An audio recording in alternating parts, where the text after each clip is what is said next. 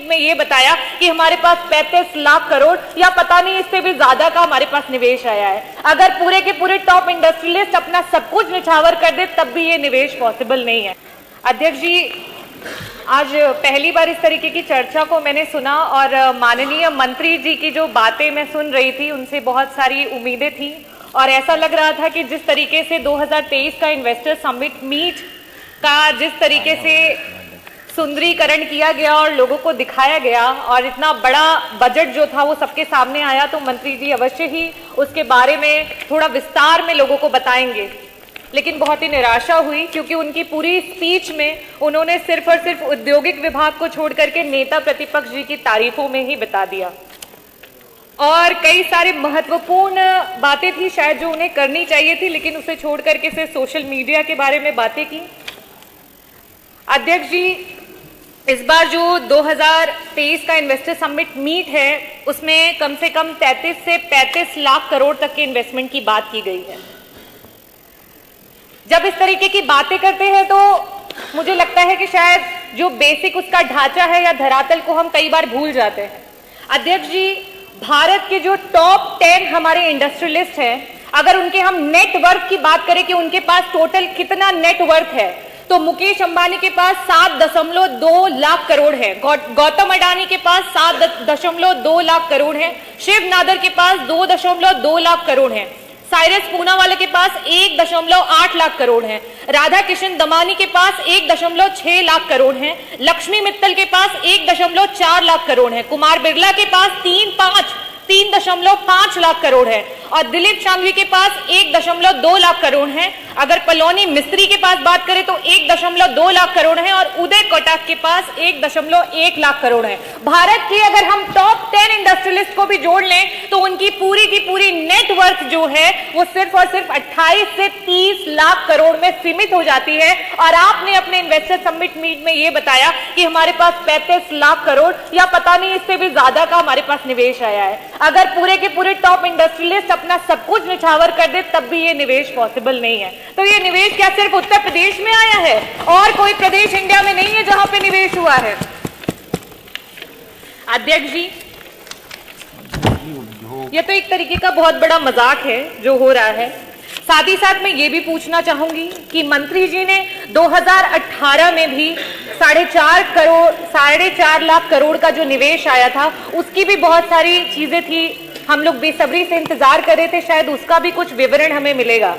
लेकिन मुझे तो लगता है कि उसका शायद विवरण मंत्री जी के भी पास नहीं है क्योंकि धरातल पे तो कुछ है ही नहीं। आज सरकार बात करती है ईज ऑफ डूइंग बिजनेस की बातें करती है। 4.5 लाख करोड़ का जो आपका निवेश हुआ 2018 में, अगर 5 वर्षों में देखा जाए तो उसका 50% का भी सरकार हमें ब्यौरा नहीं दिखा सकती है कि उन्होंने 5 सालों में उससे क्या चीजें करी हुई हैं। हम ईज ऑफ डूइंग बिजनेस का सिर्फ और सिर्फ दिखावा करते हैं। पहले तो हम नोएडा में और उसके आसपास में जो भी हमारे बिजनेसमैन, जो भी इंडस्ट्रियलिस्ट अपनी इंडस्ट्रीज को डालने आते हैं, उनको कहते हैं कि हम आपको 15,000 रुपए पर स्क्वायर फीट पे आपको जमीन देंगे।